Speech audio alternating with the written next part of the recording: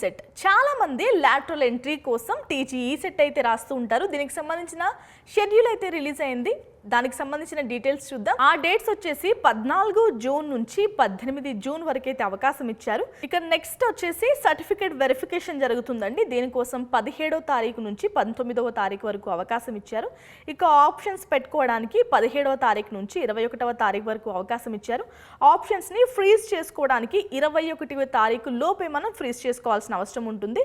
ఇక అలాట్మెంట్ ఎప్పుడు జరుగుతుంది అంటే 25వ తారీఖున జరుగుతుంది.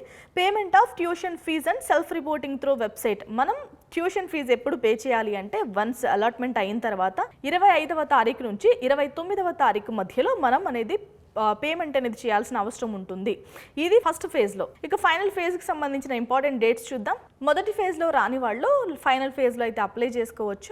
దీనికి కూడా మనం రిజిస్ట్రేషన్ చేసుకోవాలి. 11వ తారీఖు జూలై నుంచి 13వ తారీఖు జూలై వరకు అవకాశం ఉంది. ఇక సర్టిఫికేట్ వెరిఫికేషన్ అనేది 14వ తారీఖు జూలైలో జరుగుతుంది. ఆప్షన్స్ వచ్చేసి 14 జూలై నుంచి 15 జూలై వరకు ఆప్షన్స్ ఇచ్చారండి. ఆప్షన్కి టైం ఇచ్చారు. ఇక ఫ్రీజింగ్ ఆఫ్ ఆప్షన్స్ ఎప్పుడు జరుగుతుందంటే 15వ తారీఖున జరుగుతుంది.